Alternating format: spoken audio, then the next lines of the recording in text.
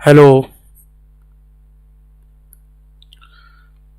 मेरी आवाज़ आ रही है आपको? आवाज़ आ रही है मेरी?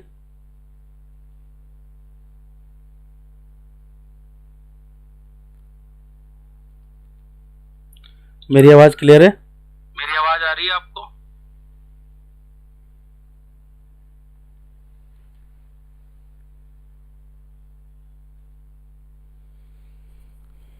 अगर मेरी आवाज़ आ रही हो तो एक बार कमेंट कर देंगे सब लोग। आवाज़ क्लियर है क्या? बहुत बढ़िया, बहुत अच्छे, बहुत अच्छे। चलो तो भैया बुक सॉल्यूशन स्टार्ट हो गया है। तो सभी लोग एक साथ जो हैं, एक बार जो है अपने जो दोस्त रह गए हैं उनको मैसेज आप भेज दें। ठीक है। बुक सॉल्यूशन शुरू करने के लिए ज़रूरी है कि जो आपकी बुक है वो अपने साथ रखें, ताकि साथ साथ जो आपके क्वेश्चंस हैं उनके कॉन्सेप्ट भी आपको मिलते रहें। ठीक है, बहुत बढ़िया। चलो धीरे धीरे, अभी सिर्फ 80 लोग जुड़ पाए हैं, आएंगे धीरे धीरे लोग। तो शुरू करेंगे हम लोग पहले सवाल से। 2-4 मिनट वेट कर लेते हैं। ठीक है।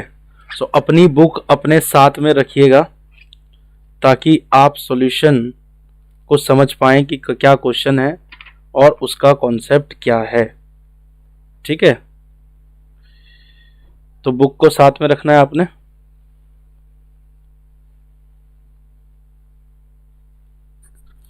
ओके, वॉइस क्लियर है। तो शुरू करते हैं हम लोग। पहले सवाल के साथ शुरू करते हैं। चैप्टर हम लोग ले रहे हैं, आपका पहला चैप्टर है जो बुक के अंदर, और वो चैप्टर है हमारा यूनिट एंड डायमेंशन वाला चैप्टर हम लोग ले रहे हैं। तो यूनिट एंड डायमेंशन में इसमें टोटल 58 जो है क्वेश्चंस हैं। आएंगे पहले सवाल पर।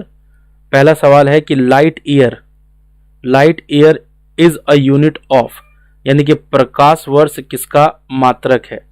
तो देखिए, सबसे सिंपल, कुछ लोग इसमें कंफ्यूज हो जाते हैं कि इसमें लाइट ईयर लिखा है तो लाइट से वो जो है इसमें जो है टाइम या फिर जो है किसी और चीज़ को टिक कर देते हैं, टाइम को टिक कर देते हैं, और यहाँ से ईयर है तो तब भी उस वजह से वो टाइम को टिक कर देते हैं। जबकि आपको पता होना चाहिए कि जो लाइट ईयर है, लाइट ईयर क्या है? डिस्टेंस यानी कि दूरी का जो है मात्रक है। डिस्टेंस यानी कि दूरी का मात्रक है। तो ये बात याद रखेंगे भाई कि जो लाइट ईयर है, बिल्कुल इसमें कोचिंग के ही बच्चे हैं। ठीक है, बाकी और कोई अदर स्टूडेंट नहीं है इसमें। सिर्फ जो अपने स्टूडेंट हैं जो बैच में पढ़ते हैं ऑनलाइन, ऑफलाइन सॉरी, वही स्टूडेंट इसमें हैं। ठीक है। कह रहा है कि जय हिंद सर, आपका मोगली। ठीक है मोगली, बात करते रहेंगे हम। ठीक है, बात करेंगे आगे। अगले सवाल की तरफ बढ़ते हैं। क्वेश्चन नंबर 2 की हम बात कर रहे हैं। तो क्वेश्चन नंबर 2, क्वेश्चन नंबर 1 का आंसर क्लियर हुआ सबको? क्वेश्चन नंबर 1 का आंसर क्लियर हो जाना चाहिए कि लाइट ईयर क्या है भाई? डिस्टेंस का क्या है? यूनिट है।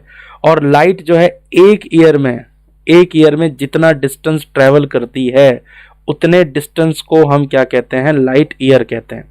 अगला सवाल देखिए क्या है? Which unit is not for length, मतलब आपको बताना है कि इनमें से कौन सी यूनिट लेंथ यानी कि लंबाई के लिए नहीं है। ठीक है, अब ध्यान दीजिए, पार्सेक तो भाई दूरी के लिए यूज किया जाता है। लाइट ईयर अभी अभी बताया कि ये भी दूरी के लिए यूज किया जाता है। एंगस्ट्रॉम, बिल्कुल, एक एंगस्ट्रॉम को हम डिफाइन करते हैं किस तरह से? 10⁻⁻10 मीटर होता है। लेकिन आपने कभी नैनो अलग से नहीं लिखा हुआ देखा होगा।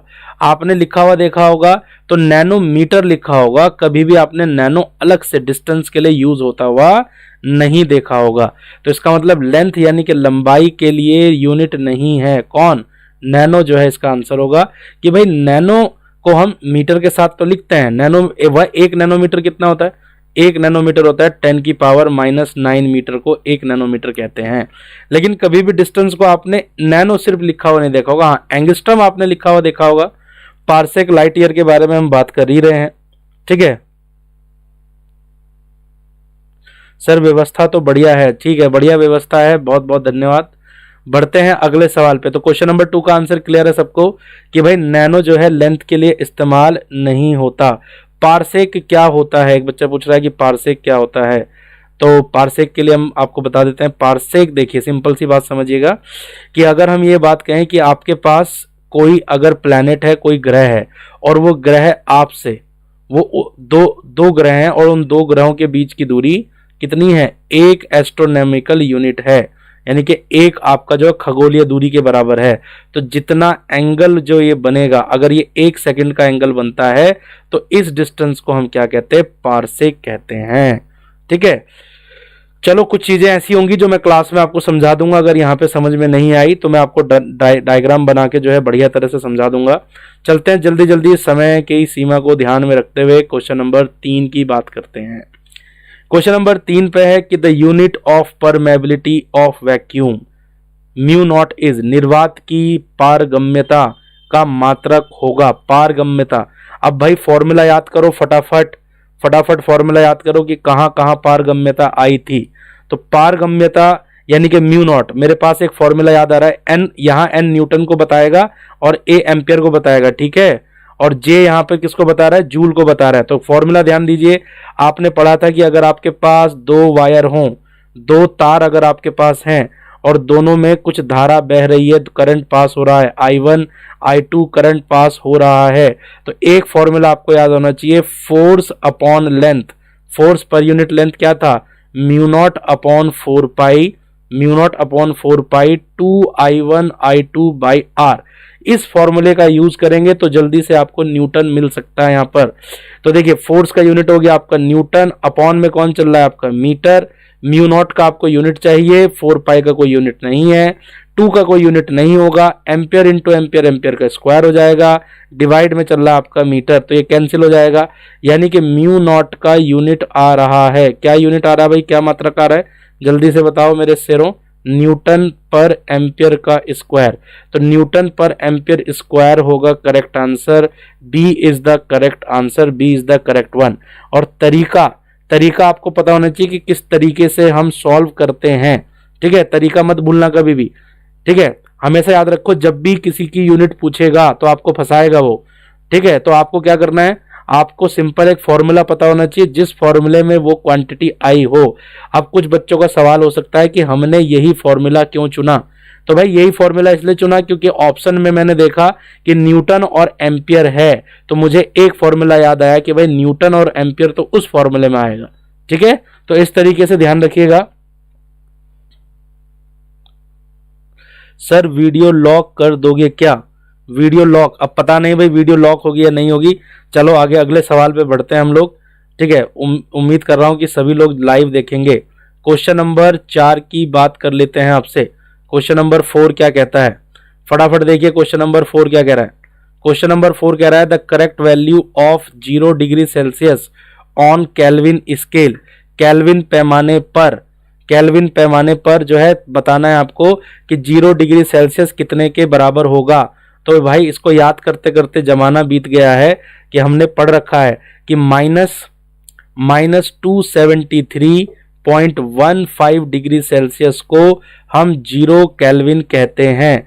तो भाई 0 डिग्री किसके बराबर हो गया, 0 डिग्री सेल्सियस बराबर हो गया 273.15 केल्विन के बराबर हो गया।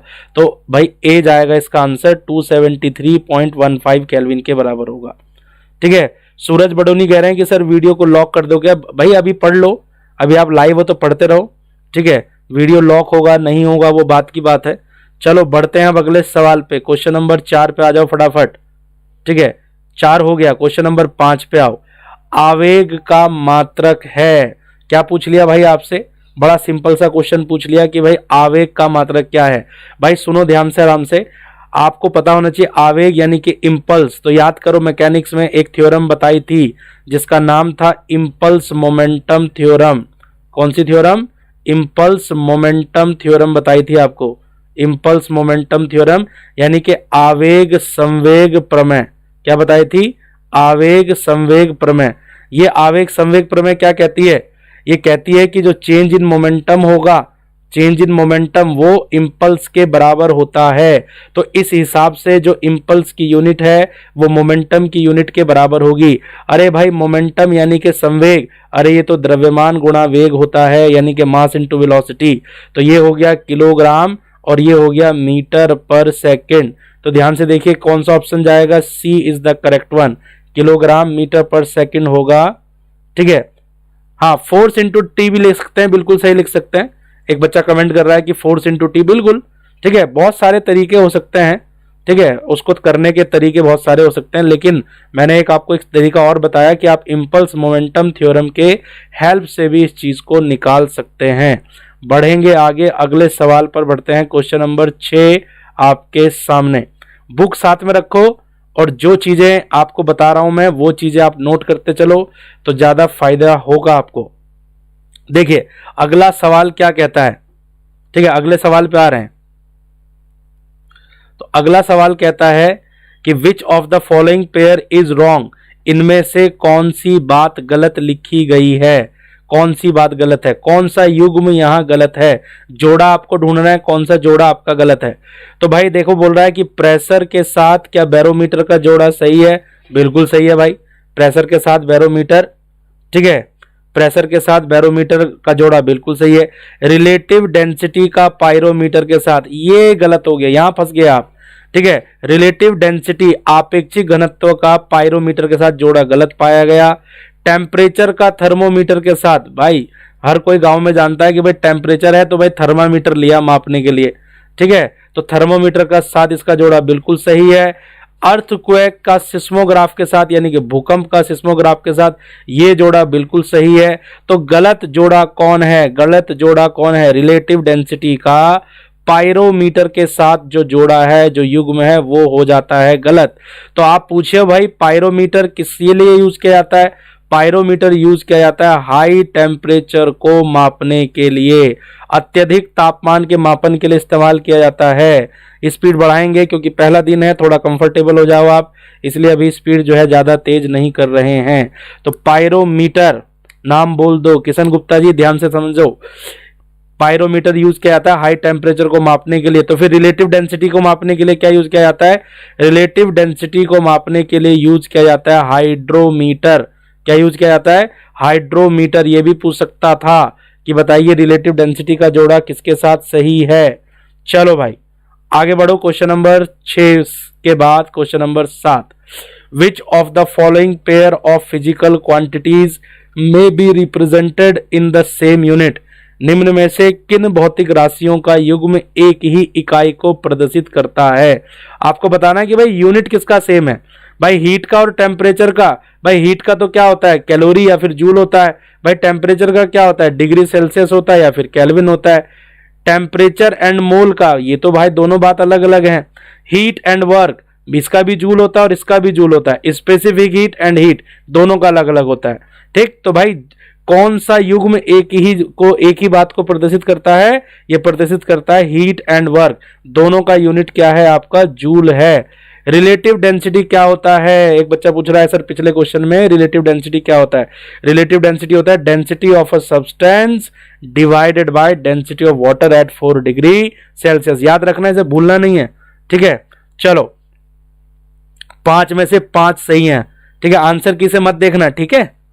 पता चला कि पीछे आंसर की खोली हुई है और बोल रहे हैं कि 5 में से 5 बिल्कुल सही हो चुके हैं। चलो आगे बात करो फटाफट, क्वेश्चन नंबर 8 की बात कर लो। क्वेश्चन नंबर 8 क्या कह रहा है, ठीक है। क्वेश्चन नंबर 8 क्या कह रहा है, the difference in the length of mean solar day, ठीक है, अ सिड्रल डे इज अबाउट, माध्य सौर दिवस और सिड्रल दिवस की लंबाइयों में लगभग कितना अंतर होगा। माध्य सौर दिवस पूछ रहा है और आपका सिड्रल डे पूछ रहा है। आपको पता है हम लोग जो है जब भी लीप ईयर आता है तो हम उस साल में एक दिन कम लेते हैं, ठीक है। अब सोलर डे में क्या होता है, सोलर डे में तो क्या चल रहा है, ठीक है, जो आपका सिड्रल ईयर है, सिड्रल ईयर मतलब सिड्रल ईयर में हम लोग चौथे साल में एक दिन जोड़ देते हैं, यानी कि हर साल के हिसाब से अंतर वहां पाया जाएगा। तो अब याद रखिएगा कि पूरे साल में लगभग 24, ठीक है, 24 गुणा 60 यानी कि टोटल इनका मल्टीप्लाई करेंगे तो 1440 मिनट का अंतर होता है। तो भाई एक दिन के हिसाब से कितना हुआ, ठीक है, सॉरी एक साल के हिसाब से कितना हुआ, एक साल में अगर हम देखें तो पर डे कितना अंतर आएगा, 1440 अपॉन कितना 365, ये लगभग आता है 4 मिनट के बराबर। तो हर दिन कितने का एडजस्टमेंट चलता है, 4 मिनट का अंतर चलता है। ये बात रखिएगा, माध्य सौर दिवस और सिड्रल दिवस की लंबाइयों में कितना अनुपात होता है भाई, अंतर होता है 4 मिनट का अंतर होता है। और ये 4 मिनट का अंतर कहां होता है, फरवरी में लास्ट में हम लोग ऐड कर देते हैं, चौथे लीप ईयर में हम लोग ऐड कर देते हैं, जिससे कि वो पूरा दिन काउंट हो जाता है। तो ये भाई जनरल नॉलेज में भी आ सकता है।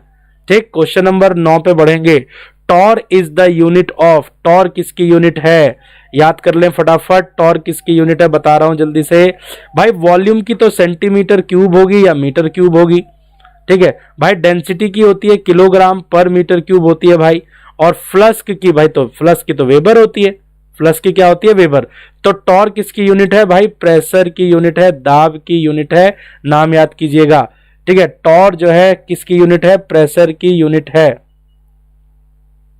हम बुक अभी नहीं, कोई बात नहीं, जो बात समझ में नहीं आई वो आप ऑफलाइन भी मुझसे बाद में पूछ सकते हैं, ठीक है। अदरवाइज आप वीडियो को प्लेबैक कर लीजिएगा, ठीक है। जो इससे पिछले वाला सवाल था, ठीक है, उसके बारे में बात जो हमने करी। अब क्वेश्चन नंबर 9, आपकी जो कमेंट्स हो रही हैं बच्चे वो थोड़ा सा मुझे लेट मिलती हैं, क्योंकि हम लोग एक दूसरे सॉफ्टवेयर के थ्रू लाइव हैं, ठीक है। तो ज्यादातर चीजें ऐसा हो सकता है कि भाई मैं आपको लेट रिप्लाई करूं। बढ़ते हैं अगले क्वेश्चन पर, क्वेश्चन नंबर 10 पे। जो अभी समझ में नहीं आ रहा है कोई दिक्कत नहीं, बात मैं आप उसको हिंट दे दूंगा क्लास में, ठीक है। लेकिन ज्यादातर चीजें यहां समझने की कोशिश करो, आप ध्यान से समझो। अगला बोला है स्टीफन कांस्टेंट का यूनिट बताओ, स्टीफन कांस्टेंट। अरे भाई पता है स्टीफन लॉ क्या होता है, E is equal to sigma T की पावर 4 होता है। अब ये E क्या होता है, इसमें E को समझो, ये E क्या होता है, ये जो E होता है वो होता है emitted energy per unit time per unit area, यानी कि किसी वस्तु के एकांक क्षेत्रफल से एकांक समय में कितनी ऊर्जा उत्सर्जित हुई है उसको कैपिटल E कहते हैं। ये सिग्मा क्या है, ये सिग्मा आपका स्टीफन कांस्टेंट है। और ये T क्या है भाई, ये T टेम्परेचर है। तो यानी कि E की यूनिट क्या होगी, जूल, जल्दी बताओ, जूल पर सेकंड पर मीटर स्क्वायर। और उधर से T की पावर 4 भी नीचे आएगा, केल्विन की पावर 4, ठीक है। अब ध्यान से देखो, मैं दूसरे कलर यहां पे मार्कर चेंज करके आपको बताता हूं। जूल पर सेकंड, ध्यान से देखो, जूल पर सेकंड क्या हो गया, जूल पर सेकंड भाई ये तो वर्क हो गया, ठीक है, सॉरी पावर हो गया। तो पावर क्या हो गया, वॉट, ये हो गया वॉट। और मीटर को ऊपर ले जाओ, मीटर की पावर -2, केल्विन को भी ऊपर ले जाओ, केल्विन की पावर -4। तो भाई सीधा सीधा आपको जवाब मिल रहा है यहां पर कि भाई इसका यूनिट क्या है। तो क्वेश्चन नंबर 10 का आंसर होगा C, यानी कि वॉट पर मीटर और पर केल्विन की पावर कितनी, 4, ठीक है। तो ये याद रखनी है, छोटी छोटी बातें याद रखनी है, ठीक है। सब सही हो रहा है, बस आपकी दुआ है। वंस अगेन सर, चलो कोई बात नहीं, ठीक है। मैंने आपको बता दिया कि इसके लिए आपको स्टीफन का लॉ याद होना चाहिए था। स्टीफन अगर लॉ याद नहीं है तो भाई क्वेश्चन में थोड़ी सी हो जाएगी गड़बड़। चलो भाई आगे चलो, क्वेश्चन नंबर अगला देखो क्या है। क्वेश्चन नंबर 11 आपके सामने आ चुका है स्क्रीन पर। Joule second is unit of, joule second किसका यूनिट है भाई, सिंपल सी बात बताओ। जूल सेकंड भाई मैंने आपको याद करवा रखा है, जो प्लैंक कांस्टेंट होता है 6.6 इंटू 10⁻34 जूल सेकंड। तो ये प्लैंक कांस्टेंट की यूनिट है, लेकिन प्लैंक तो ऑप्शन में है ही नहीं, प्लैंक तो ऑप्शन में कहीं भी नहीं दिख रहा है। तो ये हो गया गुगली, गुगली नहीं हुआ ये। सिंपल देखिए कि जो एंगुलर मोमेंटम होता है MVR, वो किसके बराबर होता है, NH/2π के बराबर होता है। ये किसने बताया था, अरे ये तो बोर का पोस्टुलेट है भाई, ये तो बोर का सेकंड लॉ है। आप ध्यान से समझिए, जो यूनिट एंगुलर मोमेंटम की होगी वही यूनिट किसकी होगी, प्लैंक कांस्टेंट की होगी, ठीक है। तो इसका आंसर सीधे सीधे जाएगा D, एंगुलर मोमेंटम। दूसरे तरीके से भी कर सकते हैं। दूसरा तरीका क्या है, आपको पता होना चाहिए कि जो आपका कोणीय संवेग है, एंगुलर मोमेंटम है, वो MVR होता है, ठीक है। और MVR से भी आप इसको निकाल सकते हैं, जूल में आपको कन्वर्ट करना होगा। कह रहे हैं कि ये यॉर्कर था, यॉर्कर नहीं था, बड़ा सिंपल सा क्वेश्चन था। चलेंगे अब आगे क्वेश्चन नंबर 12 पे। क्वेश्चन नंबर 12 देखो, बड़ा आसान क्वेश्चन है, सीधा सीधा पूछा गया है। The unit of the coefficient of viscosity. तो भाई ये सवाल तो एयरफोर्स वाले देते ही देते हैं भाई। यूनिट डायमेंशन याद करेंगे सबसे पहले हम लोग, डायमेंशन ऑफ नीटा, कोफिशिएंट ऑफ विस्कोसिटी। नीटा का डायमेंशन क्या होता है, बार बार क्लास में रटने को बोला था, ml-1 t-1। ठीक है, अब m यानी क्या हो गया, किलोग्राम, और l की पावर -1 कितना हो गया, मीटर की पावर -1, और t यानी कि समय, सेकंड की पावर -1। तो -1 का क्या मतलब है, दोनों नीचे हैं, तो किलोग्राम पर मीटर सेकंड, किलोग्राम पर मीटर सेकंड। ध्यान से देखिए क्या ऑप्शन जा रहा है, अरे भाई डी, और इसका आंसर आ गया, इसका आंसर दनादन डी आ गया। ठीक है, अगर मजा आ रहा है तो एक बार सब लोग लाइक ठोक देना वीडियो पे, और कमेंट में जल्दी से बता दो मजा आ रहा है, आनंद आ रहा है बुक सॉल्यूशन में। नहीं, मैंने तुमसे कहा था कि तुम्हें ऐसा फील आएगा कि जैसे तुमने कोई जो है ऐप का सब्सक्रिप्शन ले रखा हो। ठीक है, आज बहुत अच्छा पढ़ाया कोचिंग में, बहुत बढ़िया भाई, ऐसे ही पढ़ाएंगे, डेली पढ़ाएंगे। ठीक है, चलो सारे ठीक हैं तो बहुत बढ़िया, आपका कॉन्सेप्ट बहुत बढ़िया है। ठीक है, आनंद लो, ठीक है, समझते रहो। और जो अभी क्लास नहीं देख रहा है, जो बच्चा, सिर्फ 166 बच्चे देख रहे हैं, जबकि ज्यादा बच्चों को देखनी चाहिए थी क्लास। आसपास जो सो रहा है उसे बोलो कि भाई निकल जाएगा कॉन्सेप्ट हाथ से, एक बार कॉन्सेप्ट निकल गया तो दोबारा रिपीट नहीं होगा। चलो भाई, मजा आ रहा है तो चलो आगे बढ़ो, अब आगे बढ़ो क्वेश्चन नंबर 13 पे, आनंद लो जरा इसका। The unit of self inductance is, याद करो संडे का दिन था, संडे की क्लास थी, और संडे की क्लास में सेल्फ इंडक्टेंस यानी कि एल, जिसकी यूनिट होती है हेनरी। क्या होती है, हेनरी। ये किसके बराबर आया था, अरे भाई ओम सेकंड के बराबर आया था। पूरा कॉपी में डराइव करके दिखाया था कि कैसे ओम सेकंड आता है। ठीक है, अब ये मत कहना कि सर ये कैसे कैसे हो गया, मैंने डराइव करके दिखाया था। संडे की क्लास को याद करो, पूरा मैंने आपको याद करके, मैंने पूरा डराइव करके दिखाया था कि हेनरी ओम सेकंड के बराबर कैसे आता है। ठीक है, चलो भाई ये सब है IMS कॉन्सेप्ट। बहुत बहुत धन्यवाद, बहुत शुक्रिया। बढ़ते हैं अगले सवाल पर। क्वेश्चन नंबर 14 स्क्रीन पर आपके सामने है। विच of the following is not a unit of mutual inductance.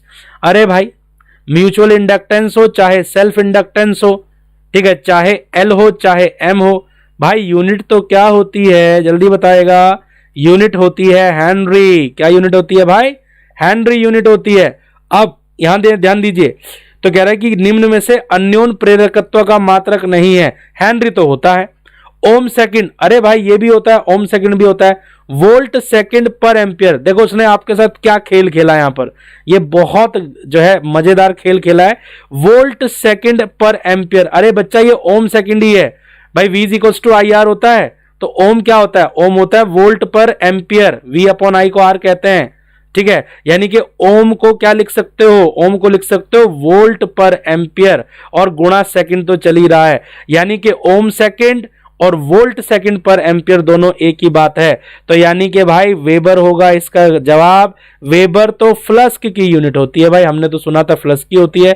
तो भाई इस सवाल का जवाब होगा बी, यानी कि अन्योन प्रेरकत्व का मात्रक कौन नहीं है भाई, वेबर इसका मात्रक नहीं है। ठीक है, चलो भाई, RDX गेमर कह रहा है कि जहर की पावर 9 कॉन्सेप्ट है। पावर 9 होगा, 99 भी होगा, देखते चलो। ठीक है, अब मोर्चा संभाल लिया कैडेट्स वालों ने। ठीक है, अब कोई नहीं टिकने वाला है। चलो भाई जल्दी बताओ क्वेश्चन नंबर 15 कैसे करोगे। क्वेश्चन नंबर 15 देखो क्या है, विच of the following relation is wrong. निम्न में से कौन सा संबंध असत्य है। भाई देखो असत्य पूछ रहा है, सिंपल सी बात देखो, एम्पियर को ओम से मल्टीप्लाई करेंगे वोल्ट आएगा, बिल्कुल आएगा भाई। V= क्या होता है, V=IR होता है, तो एम्पियर को ओम से मल्टीप्लाई करेंगे वोल्ट आएगा। तो पहला तो सत्य है, ये तो ट्रू है, पहला वाला तो ट्रू है। वॉट को सेकंड से मल्टीप्लाई करेंगे जूल आएगा, भाई सही है। पावर को टाइम से मल्टीप्लाई करेंगे, शक्ति को समय से गुणा करेंगे तो भाई कार्य तो आएगा, क्योंकि शक्ति बराबर क्या होता है भाई, P= होता है W/T। तो वॉट को टाइम से मल्टीप्लाई करेंगे तो वर्क बनेगा, यानी कि जूल बनेगा। तो ये बात तो बिल्कुल सही लग रही है मुझे, ये भी ट्रू है। न्यूटन पर कूलम, ठीक है, 1 न्यूटन पर कूलम इज 1 वोल्ट पर मीटर। ध्यान से देखो, ध्यान से देखो भाई, 1 न्यूटन पर कूलम का मतलब क्या है? न्यूटन पर कूलम, भूल मत जाना, इलेक्ट्रिक फील्ड की यूनिट है। किसकी यूनिट है? इलेक्ट्रिक फील्ड, विद्युत क्षेत्र, इलेक्ट्रिक फील्ड की यूनिट है। और आपको पता होगा E is equal to minus dV by dr होता है, यानी कि इलेक्ट्रिक फील्ड की यूनिट होती है वोल्ट पर मीटर। क्या होती है? वोल्ट पर मीटर। तो भाई सी भी ट्रू है, सी वाला ऑप्शन भी बहुत बहुत सही है। लेकिन कूलम को वोल्ट से मल्टीप्लाई करके वॉट नहीं आता कभी भी, तो इसका ये वाला भाई रॉन्ग था, ये डी वाला है रॉन्ग, डी वाला हो जाता है wrong, wrong wrong wrong wrong. ठीक है, बढ़ो आगे फटाफट क्वेश्चन नंबर 16 पे। ठीक है, इस चैप्टर में टोटल है 58 प्रॉब्लम। जल्दी बताओ question number 16, which of the following system, which of the following system of unit is not based on unit of mass length time alone. ठीक है, हिंदी में थोड़ा सा गलत छपा है, ये बोला है इसमें लंबाई, ठीक है, द्रव्यमान और आपका जो है लंबाई और समय पर आधारित कौन सा सिस्टम नहीं है। भाई एमके सिस्टम को देखो, सबसे पहले एमके सिस्टम को ध्यान से देखो। एमके सिस्टम में आपका क्या है? ये मीटर किलो सेकंड, इसमें भी आपका मास लेंथ टाइम है। एफपीएस में देखो फुट पॉइंट सेकंड, इसमें भी मास लेंथ टाइम है। ये देखो सीजीएस सेंटीमीटर ग्राम और सेकंड, इसमें भी आपका मास लेंथ टाइम है। तो एसआई सिस्टम एक ऐसा सिस्टम है जिसमें 7 क्वांटिटीज हैं। कितनी है?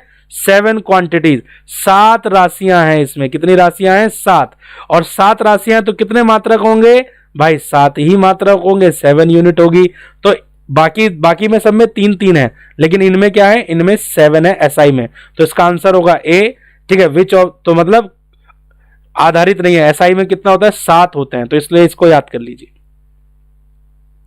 ठीक है, चलो चलो चलो, कोई बात नहीं, डिसलाइक करने दो, क्या दिक्कत आ रही है।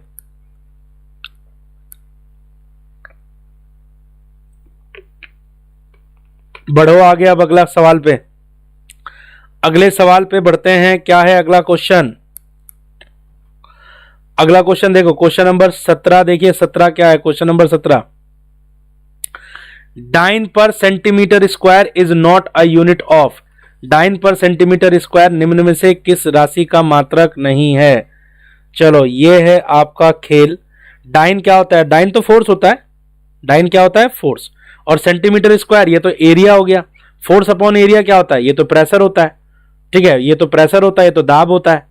ठीक है, अब जो यूनिट प्रेशर की है वही यूनिट किसकी है? स्ट्रेस की है। वही यूनिट किसकी है? Young modulus. तो इसका आंसर होगा विकृति यानी कि स्ट्रेन। विकृति यानी कि स्ट्रेन डायमेंशन लेस होती है, इसका कोई मात्रक नहीं होता। ठीक है, चलो भाई क्वेश्चन आउट कर रहे हैं सर, चलो आउट ही करते रहेंगे। Newton per metre square is not a unit of, दोबारा से आ गया भाई, force upon area. Force upon area तो भाई प्रेशर होता है, दाब होता है। क्या होता है? प्रेशर यानी कि दाब। तो भाई किसका मात्रक है? ये रहा भाई, डी देख ले, ये रहा, ये पड़ा नीचे सबसे, ये ले, डी होगा इसका आंसर। क्वेश्चन नंबर 18 तक पहुंच चुके हैं, चलेंगे क्वेश्चन नंबर 19 पर। क्या है question number 19? The unit of surface tension in SI system. SI system में कितनी, क्या यूनिट होती है उसकी? किसकी भाई? सरफेस टेंशन की यूनिट पूछ रहा है। सरफेस टेंशन देखिए, अब सरफेस टेंशन क्या होता है? सरफेस टेंशन होता है sigma is equal to F upon L. Sigma is equal to F upon L. F होता है आपका न्यूटन और ये होता है आपका मीटर, न्यूटन मीटर। ये पड़ा बी ऑप्शन, ले पकड़, जल्दी से देख इसका आंसर क्या आएगा। इसका आंसर आएगा न्यूटन पर मीटर।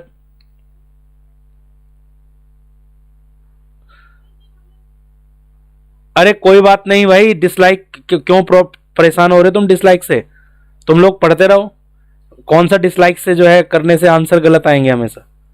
ठीक है, तुम कमेंट पे कम ध्यान दो और पढ़ाई पे ज्यादा ध्यान दो। ठीक है, चलो जल्दी से देखो क्वेश्चन नंबर 20। उसके पास बुक नहीं होगी ना भाई, इसलिए डिसलाइक कर रहा होगा, छोड़ो उस बात को। यहां जाओ क्वेश्चन नंबर 20।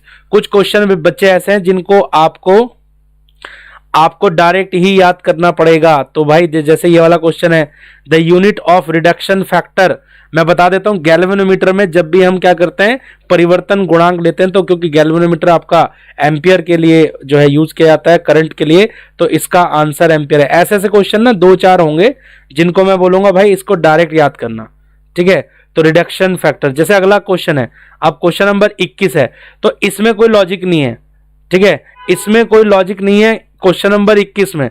क्यों लॉजिक नहीं है? अरे भाई ये तो सिंपल डेफिनेशन पर बेस्ड है, तो इसका आंसर सीधा सीधा याद करेंगे कि 1 मीटर क्रिप्टन 86 की कितनी तरंग दैर्ध्य होती है 1 मीटर में, तो इसका बी ऑप्शन आप याद कर लेंगे 1650763.73, ठीक है। ऐसे क्वेश्चन का कोई लॉजिक नहीं है, ऐसे क्वेश्चन का लॉजिक इसलिए नहीं बनता क्योंकि ये डेफिनेशन है, ये तो वेट एंड मेजरमेंट ब्यूरो ने दे रखी है, वही डेफिनेशन हम लोग याद करते हैं, ठीक है। चलो जिनका लॉजिक है वो बताते हैं। क्वेश्चन नंबर 22 का लॉजिक है, चलो देखते हैं क्वेश्चन नंबर 22 का क्या लॉजिक है। क्वेश्चन नंबर 22 का लॉजिक क्या है? क्वेश्चन नंबर 22 का लॉजिक पकड़ो फटाफट। प्लांक कांस्टेंट, प्लांक नियतांक का मान होता है, देखो सारी वैल्यूज लगभग देखो -34 होता है, देखो या तो ऑप्शन ए सही है या ऑप्शन सी सही है। अब यूनिट में फंसा लेगा तुम्हें वो, यहां किलोग्राम मीटर स्क्वायर है जो कि यूनिट नहीं होती प्लैंक कांस्टेंट की। प्लैंक कांस्टेंट का वैल्यू होता है 6.63 इंटू 10⁻⁻34। ये पकड़ो भाई, ए इसका आंसर आ गया। लो भाई ए आंसर आ गया, फटाफट। डाइन पर सेंटीमीटर क्या होता है भाई? सीजीएस यूनिट होती है डाइन पर सेंटीमीटर, ठीक है। चलो भाई डाइन जो है फोर्स का सीजीएस यूनिट है। आगे आ जाओ, मैं कमेंट पे अब कम ध्यान दे रहा हूं, ठीक है, क्योंकि एक तो कमेंट लेट मिलता है और दूसरा फिर हम लोग अगले क्वेश्चन पे बढ़ जाते हैं, तब तक आपका कमेंट आता है। मैं क्लियर नहीं दिख रहा हूं, मैं क्लियर इसलिए नहीं दिख रहा हूं, थोड़ा बैकग्राउंड ब्लर हो गया है, ठीक है, कोई बात नहीं, मैं क्लियर दिख जाऊंगा। कल से मैं जो थोड़ा लाइट की व्यवस्था और ज्यादा अच्छी कर लूंगा। चलो कोई बात नहीं। Length can not be measured by, दूरी को नहीं मापा जा सकता। किसमें नहीं मापा जा सकता? फर्मी में तो होता है, 10⁻⁻15 पढ़ते हैं। माइक्रोन 10⁻⁻6 होता है। लाइट ईयर सबसे पहला क्वेश्चन था आज का। डिबाई क्या है भाई? अरे भाई ये तो क्या है, डाइपोल मोमेंट की यूनिट है। किसकी है? डाइपोल मोमेंट की यूनिट होती है ये, डाइपोल मोमेंट की। डाइपोल मोमेंट यानी कि द्विध्रुव आघूर्ण। क्या होती है? द्विध्रुव आघूर्ण। जो मॉलिक्यूल्स होते हैं, मॉलिक्यूल्स का केमिस्ट्री में मॉलिक्यूल का जो आपका द्विध्रुव आघूर्ण है, क्योंकि बहुत कम होता है इसलिए हम इसको मेजर करते हैं किसमें? डिबाई में। तो सही ऑप्शन जाएगा आपका डिबाई, ठीक है। लेंथ की यूनिट डिबाई नहीं होती, ये क्योंकि द्विध्रुव आघूर्ण की यूनिट है। चलो बढ़ो अगले सवाल पे, बढ़े चलो। क्या है क्वेश्चन नंबर 24 देखते हैं। Kilowatt hour is a unit of, भाई ये 6ठी क्लास का क्वेश्चन कौन पूछ रहा है किलोवाट आवर किसकी यूनिट है? भाई किलोवाट आवर तो एनर्जी है ना भाई, किलोवाट आवर क्या है? एनर्जी है। अब किलो का मतलब है 10⁻³ और गुणा कर रहे हो आप वाट से, और वाट को आपने गुणा कर दिया किससे? समय से। वाट को समय से गुणा कर दे तो कार्य आएगा, कार्य यानी कि एनर्जी आएगा। सीधा सीधा, कोई बात सोचने का नहीं है, ठीक है। सर आप ट्रांसपेरेंट क्यों दिख रहे हो? बेटा वो थोड़ा सा टेक्निकली हो रहता है, ठीक है, आप नहीं समझ पाओगे फिलहाल, अभी इसे ट्रांसपेरेंट इसलिए दिख रहा हूं मैं, ठीक है। चलो आगे बात करते हैं फटाफट, अगले क्वेश्चन पे आते हैं। क्वेश्चन नंबर 25 क्या है? In which of the following system of unit weber is the unit of magnetic flux, यानी कि किस सिस्टम में चुंबकीय फ्लक्स का मात्रक वेबर होता है? जल्दी से अगर किसी को याद आ रहा है तो कमेंट कर सकता है। इसका जवाब जो है आपको देना होगा कि भाई क्वेश्चन नंबर 25 का आंसर जाएगा एसआई सिस्टम। एसआई सिस्टम में चुंबकीय फ्लक्स का मान का मात्रक क्या होता है? वेबर होता है। SI is the right option. 25 का ऑप्शन सी सही कर लीजिए, सी सही कर लीजिए, एसआई सिस्टम में होता है। क्वेश्चन नंबर 26 पे चलो जल्दी से। क्वेश्चन नंबर 26 क्या है? क्वेश्चन नंबर 26 देखिए, विच of the following is not the unit of energy. Energy का मात्रक कौन नहीं है? कैलोरी तो होता है, जूल भी होता है, वॉट नहीं होता। अरे इतना गलत थोड़ी ना होगा भाई। वॉट किसका होता है? वॉट पावर का होता है। वॉट किसका होता है? पावर का होता है। एनर्जी का यूनिट नहीं होता। कौन सा ऑप्शन सही जाएगा? डी ऑप्शन जाएगा, बहुत बहुत सही। एक बच्चा पूछा है कि KR86 क्या होता है? भाई क्रिप्टन, जो घड़ी बनाए रखी ना हम लोगों ने, जो आपकी एक तो सीजियम क्लॉक है और एक क्रिप्टन पे हम लोग जो वेवलेंथ को 1 मीटर को जो डिफाइन किया गया है वो क्रिप्टन के स्पेक्ट्रम से डिफाइन किया गया है। ठीक है, तो ये स्टैंडर्ड डेफिनेशन है, इनके साथ आप छेड़खानी नहीं कर सकते। जो वैल्यू है वही वैल्यू आपको याद रखना होगा। ठीक है, चलिए भाई बात कीजिए अगला question number 27। Parsec is a unit of, I think जो है ये क्वेश्चन घुमा के हमने पूछ लिया। अभी बताया था कि पार्सेक जो है यूनिट होती है किसकी, डिस्टेंस की यूनिट होती है, दूरी का मात्रक है। क्वेश्चन नंबर 27 का ऑप्शन जाएगा ए। ठीक है, चलो भाई 28 पे आ जाओ। Curie is a unit of, भाई अब पढ़ेंगे जब एटम और न्यूक्लियर चैप्टर क्लास में। ठीक है, जो सौर्य बैच है उसको तो हमने करवा दिया है। ठीक है, तो क्यूरी किसकी यूनिट है, क्यूरी रेडियो सक्रियता, रेडियो एक्टिविटी का मात्रक होता है। याद करेंगे क्यूरी किसका मात्रक होता है भाई, रेडियो एक्टिविटी का मात्रक होता है। बढ़ो चले बढ़े चलो, क्वेश्चन नंबर 29 आ चुका है। भाई आज का टारगेट है पहला चैप्टर पूरा करना है, तो लगे रहेंगे, साथ देते रहेंगे, पहला चैप्टर हम पूरा करके रहेंगे। ठीक है,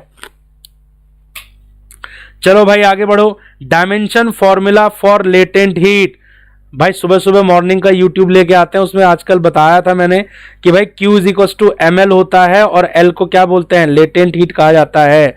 तो यानी कि Q अपॉन m कर दीजिए। Q क्या है, एनर्जी, एनर्जी वर्क, सबका dimension ml square t minus 2 upon किससे कर रहे हैं, मास से। काटो भाई, काटो काटो जल्दी काटो। ठीक है, तो m की पावर तो 0 आ गई, L की पावर 2 आ गई, t की पावर -2। देखना जरा कौन सा ऑप्शन है, ये पढ़ा देख, ए इज द राइट ऑप्शन, ए आएगा सही जवाब। फटाफट, जिस तरीके से मेरा दिमाग चल रहा है उसी तरीके से आपका भी एग्जाम में चलना चाहिए। क्वेश्चन नंबर 30 देखिए, 30 क्या है, dimension formula for volume elasticity, आयतन प्रत्यास्था, आयतन प्रत्यास्था को बल्क मॉडुलस भी कहते हैं। क्या होता है, प्रेशर अपॉन, ठीक है, pressure upon delta V upon V होता है।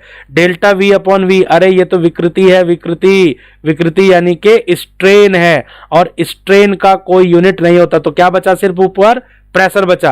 अब प्रेशर होता है फोर्स अपॉन एरिया, फोर्स होता है mlt माइनस 2, एरिया होता है L का स्क्वायर, नीचे से एक पावर कटेगी ml माइनस 1 t माइनस 2। देखो जरा ऑप्शन कौन सा सही जा रहा है, क्वेश्चन नंबर 30 का। जी हाँ, क्वेश्चन नंबर डी देख, ऑप्शन नंबर डी देखो, डी पे चले जाएगा टिक और डी हो जाएगा आपका सही जवाब। ठीक है, तेजी तेजी से हम लोगों ने आंसर देना है। बैकरल यूनिट सर क्या होती है, बैकरल भी बेटे, बैकरल भी एक्टिविटी के लिए होती है। ठीक है, बैकरल भी एक्टिविटी के लिए होती है। ये सब बातें मैं क्लास में आपको बता दूंगा कि किसका किसके बराबर होता है। ठीक है, अभी क्योंकि यूनिट डायमेंशन चैप्टर चल रहा है तो हम ज्यादा डिटेल में बात नहीं करेंगे। आपका जवाब बिल्कुल ठीक था, बैकरल भी उसकी यूनिट होती है। ठीक है, रदरफोर्ड भी होती है बेटे, रदरफोर्ड भी उसी का यूनिट होता है। द डायमेंशन ऑफ, ये चीज लिखते चलो, dimension of universal constant, universal gravitational constant, सार्वत्रिक गुरुत्वाकर्षण का मात्रा का विमा होता है। सार्वत्रिक गुरुत्वाकर्षण याद आ रहा है, कुछ याद आ रहा है, F is equal to capital G, क्या m1 m2 बाई r का स्क्वायर। तो न्यूटन मीटर स्क्वायर पर किलोग्राम का स्क्वायर, न्यूटन क्या हो गया, न्यूटन हो गया mlt माइनस 2 इंटू एल का स्क्वायर, बटे में कौन जाएगा, मीटर का स्क्वायर। पावर काट एक जल्दी से, इसको ऊपर ले जा, m की पावर -1, l की पावर कितनी हो गई, 3 हो गई, और भाई t की पावर कितनी चल रही है, -2। ऑप्शन देख कौन है, बीच लग रहा है मेरे को तो बी आंसर आएगा इसका। ठीक है, इसका आंसर मेरे को लग रहा है बी आएगा, बिल्कुल 31 का आंसर चला गया बी।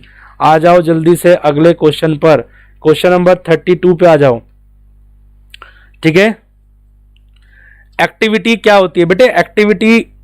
ठीक है, आप लोग, आपके ना कमेंट्स एक तो मेरे को लेट मिलती है तो इस वजह से ना मिसमैच हो जाता है, फिर भी मैं बता देता हूं। एक्टिविटी बच्चे होती है कि भाई कोई भी रेडियो एक्टिव सब्सटेंस पर सेकंड मतलब कितने डिसइंटीग्रेशन करता है, उसमें एकांक समय में कितने विघटन होते हैं। ठीक है, उसे हम लोग क्या कहते हैं, एक्टिविटी कहते हैं बेटे।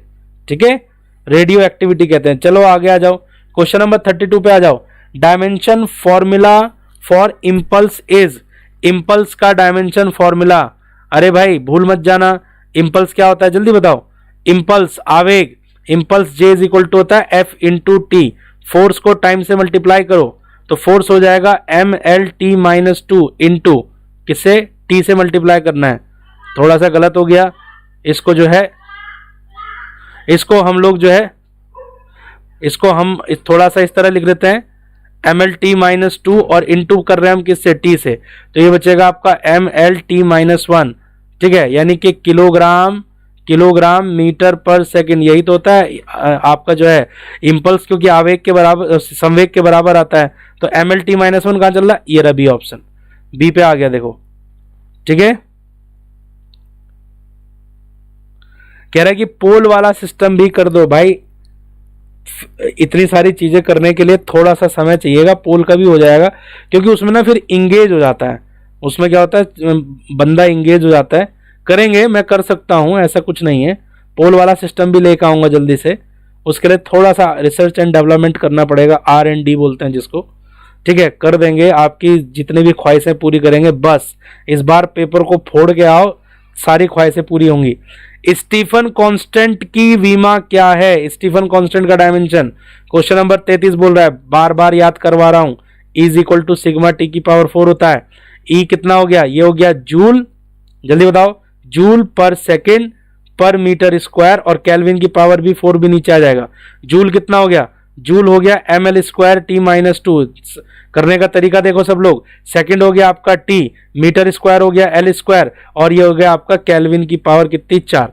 जल्दी बताओ किससे कौन कट गया, किससे कौन कट गया भाई, L² से, तो L² मेरे को लग रहा है चल बसा, ठीक है। ये हो जाएगा m t की पावर L की पावर 0, t की पावर का -3 और k की पावर -4।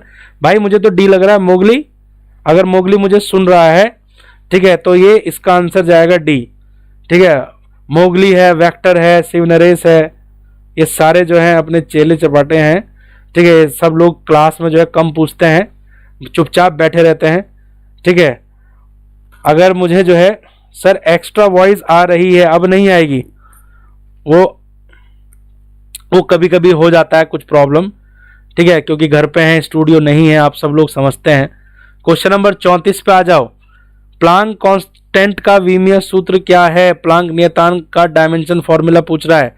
प्लांक नियतांक जल्दी बताओ, mv/r = NH/2π, या तो ये याद रखो, या फिर याद रखो जूल सेकंड होता है भाई, इसका यूनिट क्या होता है, जूल सेकंड, ठीक है। मिर्जापुर भी देख रहा है, ठीक है। चलो जूल क्या होता है, जूल होता है mL²t-2 इंटू क्या t, तो यानी कि ये हो जाएगा mL² की पावर -1, mL² की पावर -1। देखना जरा, mL² की पावर -1 दिखा कहीं पे, ये रहा सी गया, सी गया भाई, सी ऑप्शन। 34 सवाल भाई उड़ा दिए, बहुत बढ़िया भाई। चलो भाई 35 पे चलो, जल्दी जल्दी चलो, इसे करके पेपर पूरा हो जाएगा क्या। अरे भाई डाउट में मत रहो, जो बता रहे हैं सारी चीजें अच्छी अच्छी बता रहे हैं, ठीक है। पेपर भी पूरा होगा, सब कुछ पूरा होगा प्यारे, घबराना नहीं है, घबरा जाएगा तो गड़बड़ हो जाएगी। देखो अगला सवाल तो तुमने पढ़ ही रखा होगा, ये वाला किताब आपके सामने ही है। बोला है कि P plus A/V² into V-B = RT। ये वॉन्डरवॉल गैस इक्वेशन कहते हैं इसे, क्या कहते हैं भाई, नाम याद कर लो, वॉन्डरवॉल गैस इक्वेशन, ठीक है। सर प्लीज क्लास के बाद लिंक रिमूव कर दीजिएगा, नहीं तो कल से फिर आलस हो जाएगा, ठीक है। हाँ रिमूव कर दूंगा लिंक, कोई दिक्कत नहीं। यहाँ ध्यान दे, पहले इस पे ध्यान दे।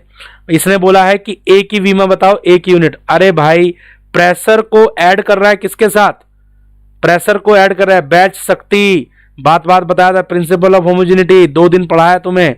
प्रेशर को ऐड कर रहा है A/V के साथ, तो जो डायमेंशन प्रेशर का होगा वही डायमेंशन किसका होगा, A/V के स्क्वायर का होगा। ये वॉल्यूम का स्क्वायर है तेरा। यहाँ पर प्रेशर की डायमेंशन क्या होती है, प्रेशर होता है force upon area, mL_t-2 upon area यानी कि L का स्क्वायर, मल्टीप्लाई में कौन जा रहा है, वॉल्यूम, मीटर स्क्वायर का स्क्वायर है बेटा, मीटर स्क्वायर का स्क्वायर, ठीक है। सॉरी वॉल्यूम मीटर क्यूब का स्क्वायर, तो मीटर की पावर 6 हो जाएगी, यानी कि L की पावर यहां बचेगी 6। ध्यान से देख, ये नीचे से कटी, कितनी पावर बची, 4 और 1 कितनी हो गई, 5, ठीक है। mL की पावर 5, t की पावर -2, आंसर ये पकड़ो, ठीक है। mL की पावर 5, t की पावर -2, प्रिंसिपल ऑफ होमोजेनिटी लगेगा। कह रहा है कि प्रदीप शर्मा भी देख रहा है, बहुत बढ़िया भाई, सबको देखना है, देखो सबको क्लास देखनी है, क्लास जरूरी है। चलो क्वेश्चन नंबर 36 देखो, dimension formula of electric field क्या होती है भाई इलेक्ट्रिक फील्ड? अभी बताया था, इलेक्ट्रिक फील्ड होती है न्यूटन पर कूलम, और न्यूटन क्या होता है? न्यूटन होता है mL/t-2, ठीक है, mL/t⁻², न्यूटन होता है पर कूलम, कूलम से डिवाइड कर रहे हो, कूलम AT होता है, Q = IT। चलो ले जाओ इसे ऊपर, चलो भाई इसको छोटा हाथी में भर के ऊपर ले जाओ जरा, कितना हो गया? ये हो जाएगा mL/t⁻³ A⁻−1। पकड़ा आंसर, जल्दी देख कौन सा आ रहा है। क्वेश्चन नंबर 36, 36 का सी मैच कर गया, नहीं करा? 36 का सी मैच किया, ले भाई 36 का सी मैच कर गया, ठीक है। चलो भाई 37 पे आ जाओ, 37 पे फटाफट। क्वेश्चन नंबर 37 देख क्या है? डायमेंशन ऑफ स्पेसिफिक हीट, विशिष्ट ऊष्मा की क्या विमा होगी? विशिष्ट ऊष्मा भाई याद करवाया था, Q = mc∆T, Q = mc∆T। सी का यूनिट पूछ रहा है तो Q का कितना हो गया? Q का हो गया mL²T-2। अपॉन में कौन जाएगा? मास यानी कि m। अपॉन में कौन जाएगा भाई? थीटा यानी कि टेम्परेचर, ठीक है। तो m से m काट प्यारे, प्यारे m से m काट, m⁻0 ले, l का स्क्वायर ले ले, t⁻² ले ले, θ⁻1। चल मोगली भाई मैच कर, कौन सा ऑप्शन सही आ गया? ये तो मेरे को लग रहा है भाई बी ऑप्शन सही आ गया। ले भाई बी इसका सही आंसर हो गया, ठीक है। फिजिक्स समझ में नहीं आती, फिजिक्स समझ में नहीं आती तो देखो आपको फिजिक्स को समझना पड़ेगा, ठीक है। फिजिक्स को समझने के लिए छोटी छोटी बातें आपको याद करनी पड़ेगी, ठीक है। चलो भाई आगे बात करो, ठीक है। Question number 38, Which of the following quantity has the same dimension as that of energy? निम्नलिखित में से कौन सी राशि की विमा ऊर्जा की विमा के समान है? भाई पावर की तो नहीं है, फोर्स की तो नहीं है, मोमेंटम की तो नहीं है। आंसर होगा डी, यानी कि आंसर होगा डी, यानी कि आपका वर्क यानी कि कार्य, कार्य होगा सही, ठीक है। अलीगढ़ वाले बोल रहे हैं, बिल्कुल बहुत बढ़िया भाई अलीगढ़ वाले, तुमने गैंग बना रखा हॉस्टल में। यहां ध्यान दो। अब आगे क्वेश्चन नंबर 39 देखो क्या कह रहा है। क्वेश्चन नंबर 39 क्या कह रहा है? Pressure gradient has the same dimension as that of velocity gradient. Velocity gradient होता है delta V upon delta x, यानी कि मीटर पर सेकंड अपॉन मीटर, तो ये तो सेकंड की पावर -1 होता है, गलत। पोटेंशियल ग्रेडियंट वोल्ट पर मीटर, वोल्ट पर मीटर, ये तो न्यूटन पर कूलम के बराबर होता है इलेक्ट्रिक फील्ड। एनर्जी ग्रेडियंट यानी कि जूल पर मीटर, तो इसका आंसर होगा none of this. Pressure gradient किसी से मैच ही नहीं किया, किसी से मैच ही नहीं किया भाई, तो इसका आंसर आएगा डी, नन ऑफ दिस, ठीक है। तुम लोगों ने अपने अपने कैसे कैसे नाम रख रखे हैं, हरियाणवी ब्रदर्स, ठीक है। हेलो हरियाणवी ब्रदर्स, समझ आ रहा है सब कुछ, ठीक है। क्वेश्चन नंबर 40 देख, डायमेंशन ऑफ स्ट्रेस बताया था। स्ट्रेस क्या होता है? स्ट्रेस भाई फोर्स अपॉन एरिया होता है भाई, स्ट्रेस प्रतिबल कहते हैं इसको हिंदी में, और फोर्स अपॉन एरिया किसके बराबर होता है? प्रेशर के यूनिट के बराबर होगा। इसकी विमा किसकी, इसकी डायमेंशन किसके बराबर होगी भाई? प्रेशर के बराबर होगी। चलो भाई 41 पे आओ फटाफट, ये थोड़ा सा बड़ा सवाल है भाई, बुक सबके पास है, एक बार पढ़ लेना इसे। देखो सिंपल सी बात है कि आपको दिया हुआ है t = 2π, ध्यान से देखो ये दिया हुआ है t = 2π √L/g। एक काम कर, स्क्वायर कर इसका, सबसे पहले t का स्क्वायर कर, 4π का स्क्वायर हो जाएगा, इधर हो जाएगा L/g। तो g के लिए फॉर्मूला बना ले, g के लिए फॉर्मूला क्या बन गया? g आ गया आपका 4π² L अपॉन t का स्क्वायर। एरर में ले जा इसको, डेल्टा g/g, रिवीजन हो रहा है यहाँ पर, 4π² कांस्टेंट है, delta L/L + 2 delta t/t, last में 100 से मल्टीप्लाई करेंगे। ध्यान दो जल्दी से, लंबाई में कितनी शुद्धता है? लंबाई में शुद्धता है कितनी आपकी जो है 100 सेंटीमीटर लंबाई है, और न्यूनतम 1 mm की शुद्धता है। 1 mm को सेंटीमीटर में क्या लिखेगा? चल एक ही लिख लो, चलो एक ही लिख लो, और नीचे भी फिर mm में रखना। 100 सेंटीमीटर यानी कि कितना mm हो जाएगा? 1000, ठीक है। 1/1000 हो गया ये तो सीधा सीधा, +2 भाई। यहां देख टाइम में कितनी शुद्धता है? टाइम में 0.1 सेकंड की शुद्धता है, यानी कि एक्यूरेसी 0.1, और 2 सेकंड उसका टाइम पीरियड है, और कितने ऑसिलेशन कर रहा है? 100।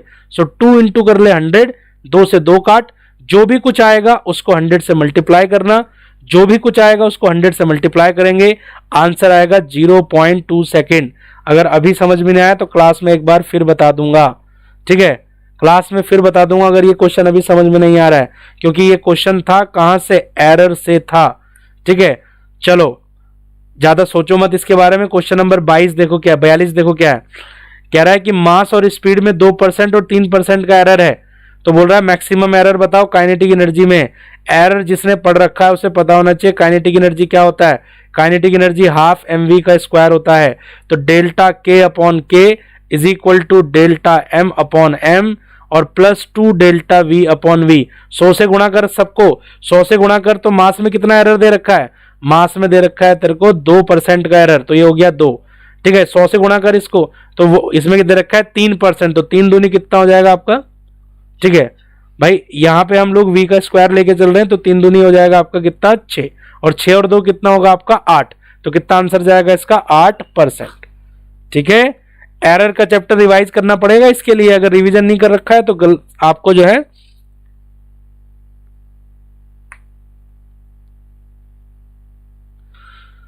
चलो चलो चलो सर, आप according to shift question discuss किए। चलो ठीक है, मैं कोशिश कर रहा हूं। आगे आ जाओ, क्वेश्चन नंबर 43 आ जाओ। If the error in the measurement of radius of sphere is 2%, volume में कितना होगा।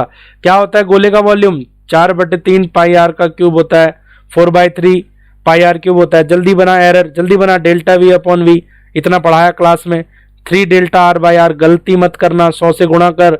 रेडियस में कितना एरर है, 2% का एरर है। लो यहाँ 2 आ गया, 2 दूनी कितना हो गया 6, पकड़ इसका आंसर डी आ गया। 6% इसका आंसर आ गया फटाफट, 6% होगा इसका आंसर, 6% होगा आंसर, डी ऑप्शन पे जाना है। क्वेश्चन नंबर 44 क्वेश्चन नंबर 44 देखिए क्या है। 44 में देखिए क्या बोला था, percentage error in the measurement of length and time period of a simple pendulum is 1% and 2%। तो बोल रहा है कि जी में कितना एरर होगा, बार बार एक ही चीज रिपीट हो रही है, यानी कि हमें पता है कि टी का स्क्वायर क्या होता है, 4 पाई का स्क्वायर एल बाई जी होता है, यानी कि जी क्या होता है, जी होता है 4 pi square L upon T का स्क्वायर। ले जाता क्यों नहीं इसको एरर में, ले जा रहे हैं। Delta G by G, delta L by L plus 2 delta T by T, 100 से गुणा कर। लंबाई में कितना एरर है 1% का, ठीक है, और टाइम में कितना है 2% का, तो 2 दूनी होता है 4, 4 और 1 बनता है 5, तो ऑप्शन जाएगा इसका ई 5%। ये जानबूझ के मैंने ई ऑप्शन दे रखा है कुछ क्वेश्चंस में, ताकि तुम लोग तुक्का ना मार पाओ, ठीक है, तुक्का ना लगा पाओ, इसलिए मैंने दिया है आपको ई ऑप्शन। 5% इसका सही जवाब होगा। चलो आगे बढ़ो। क्वेश्चन नंबर 45 क्या कहता है, 45 को समझ लो। 45 बड़ा सिंपल है, इसका सिर्फ मैं आपको हिंट दे रहा हूं, अपने आप कर लेना है इसको, कैलकुलेशन अपने आप करेंगे सब लोग। हिंट दे रहा हूं, देखो ध्यान से। पैरेलल में क्या होता है resistance, R is equal to कितना होता है, R is equal to R1 R2 upon R1 plus R2। इसको 3 टर्म के जैसे यूज करना, delta R by R is equal to कितना, डेल्टा R1 बाई R1। कल कोचिंग में पूछूंगा सबसे, आंसर कितना आएगा, डेल्टा R2 बाई R2, और प्लस ये हो जाएगा delta R1 plus R2 upon कितना R1 प्लस R2। अब डेटा तेरे को दे रखा है, R1 में कितनी एरर है 0.3%, और R1 की वैल्यू कितनी है 6। R2 में कितनी एरर है 0.2, और R2 की वैल्यू कितनी है 10। R1 प्लस R2 कितना हो जाएगा भाई, डेल्टा R1 प्लस R2 हो जाएगा 0.3 प्लस 0.2 यानी कि 0.5, और R1 प्लस R2 कितना हो जाएगा 6 प्लस 10 16। ठीक है, वैल्यू सब्स्टिट्यूट करके दे देता हूं, गुणा भाग अपने आप करेंगे, 0.3/6 और प्लस ये हो जाएगा आपका 0.2/10, और ये हो जाएगा 0.5 अपॉन ये नीचे कितना आएगा 16।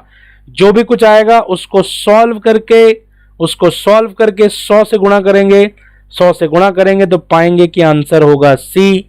45 का आंसर सी था। जल्दी से इसको खत्म करना है। क्वेश्चन नंबर 46 देखिए क्या कहता है। क्वेश्चन नंबर 46 कहता है सार्थक अंक बताने हैं, सिग्निफिकेंट फिगर पूछ रहा है आपसे। तो देखो पहला देखो 23.023 कितने सार्थक अंक है, 1 2 3 4 5, पहले में 5 है। अगले में देखो शुरू की 0 काउंट नहीं होती बच्चे, तो इसमें कितने हो गए, इसमें सिर्फ हो गया 1। ठीक है, इसमें देखो पावर काउंट नहीं होती, इसमें कितने हो गए 2, 5 1 2, 5 1 2, बी होगा आंसर।